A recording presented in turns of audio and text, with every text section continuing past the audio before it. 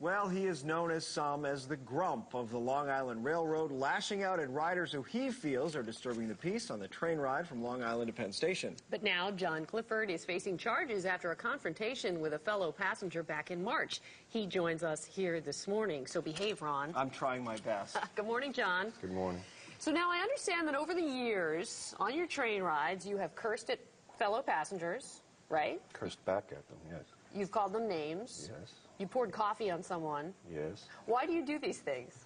Well, the coffee incident occurred because the woman caused me to spill coffee. So I spilled it on her, and then she spilled it on me, and then I put the rest on top of her. It sounds like a Seinfeld episode. It could be. It could be exactly be. Now, I have a couple of questions for you from your perspective as you've come to assess etiquette on the train ride in. Has it gotten worse, and over what period of time? And who among the people riding the train seem to be the worst violators? I found that when I first started taking the railroad in 1998, there was a consistent message that went over. That the conductor would say, please keep your conversations brief and low. And of course, do people abide by it generally?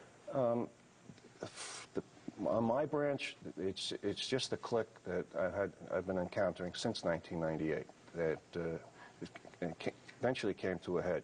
I tried commuting for about 3 years, from 2002 to 2005, and I found that because the Van Wyck had a major reconstruction project, it added 45 minutes to an hour to my trip.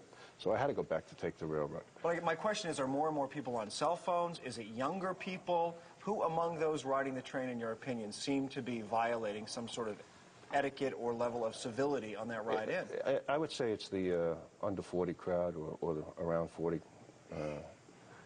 They tend to use the cell phones more. They tend to socialize more on the train, especially I don't mind that in the afternoons, but in the morning I'm trying to read my paper, and everybody else is either trying to sleep or read their paper. Now, you've been arrested 8 times? Yes.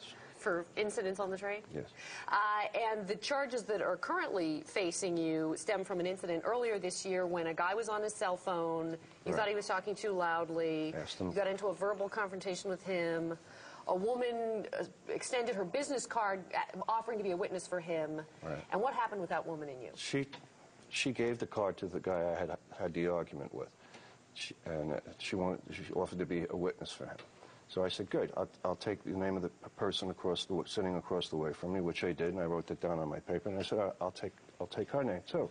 And I took the business card, and I went to look at her name on there, and next thing you know, she slapped me, and the card fell out of my hand, and I reacted to it, and I slapped it back, and I told her to keep her hands to herself. I have to wonder, though, John, and people might be wondering this at home, have you at all been forced to look more closely at your own actions? Because I know there's this old saying, you can't determine how other people will act. You can only determine your reaction. And I know I've been in situations, we all have, where somebody's noisy on the train, you get up, you move to another seat.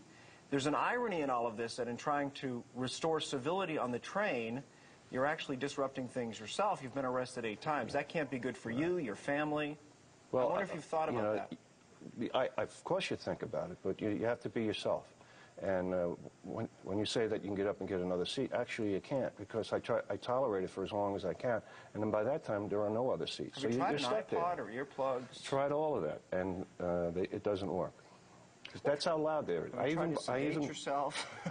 I went out and I bought a meter to measure the decibels, and I found that there's 70.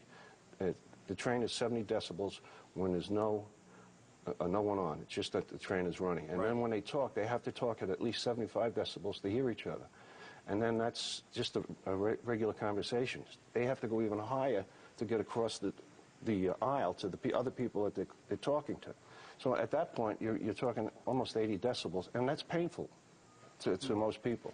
All right. John Clifford, some people see you as the good guy in all this fighting for etiquette. Others see you as sort of a bully on the train. But you didn't get into any fights in the green room here, did you? Not yet. No, not yet, but he hasn't met everybody. I'm wondering if you get your accountant together and you look at the cost of 8 arrests and the legal, and maybe you could just hire a driver. It'd be quiet, efficient. Even if I hired a driver, it would still take 45 minutes to an hour longer than the regular Long Island Railroad. So, well, say hi to your inmates for us. I think you're trying to pick a fight with I am. I'm trying. It's not working. Everything I do, everyone else wants to fight. No Perry Mason moment. Shoot.